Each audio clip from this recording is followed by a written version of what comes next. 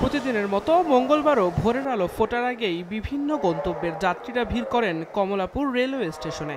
তবে বাজেনি ট্রেনের হুইসেল, ছিল না রেল কর্মীদের কর্মব্যস্ততা।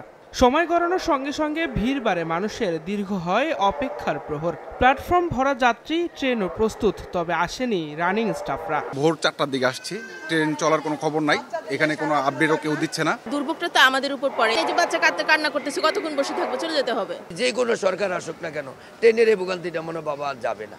অতিরিক্ত ডিউটির জন্য মাইলেজ ও বাড়তি পেনশন সুবিধা 2021 সালে বন্ধের পর 4 বছর ধরে আন্দোলন করে আসছেন রানিং স্টাফরা। সোমবার মধ্যরাত থেকে কর্মবিরতিতে গেলে যাত্রীদের বিড়ম্বনা বাড়ে বহুগুণ। আমাদের তো মেসেজ দিলে পারতো, আমরা এত কষ্ট করে এখানে আসতাম না। টিকিট কেটে টাকা দেওয়া যতটা সহজ, ফেরত পাওয়া তার থেকে দ্বিগুণ কঠিন। এক পর্যায়ে কমলাপুর রেলওয়ে স্টেশনে আসেন উপদেষ্টা ফাউজুল করিম খান। যাত্রীদের কোনো স্বস্তির খবর শোনাতে পারেননি তিনি।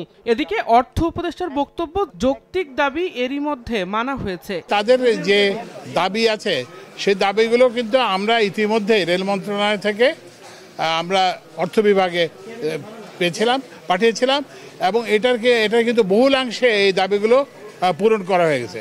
এখনও তাদের কিছু দাবি বাকি আছে। দুঃখজনক যে এতগুলো যাত্রীকে জিম্মি করে এই ধরনের একটা কর্মসূচি দেওয়া, এখানে তো কে সাফার করতেছে সাধারণ মানুষ।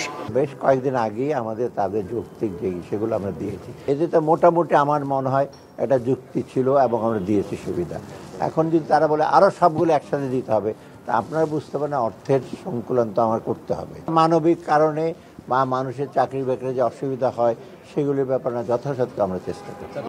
মঙ্গলবার বিকেলে রেল ভবনে অর্থ মন্ত্রণালয়ের প্রতিনিধি দল আলোচনায় বসে। বৈঠক শেষে বেরিয়ে শ্রমিক নেতা শিমুল বিশ্বাস জানান, অচল অবস্থা নিরসনে কাজ চলছে। শ্রমিকদের দাবি দেওয়াগুলো পূরণ করার জন্য আমরা গ্রাউন্ড ওয়ার্ক করতেছি। একটা পর্যায়ে আসলাম, শ্রমিকদের সাথে কথা বলে রাতের মধ্যে আমরা সলিউশন টানব।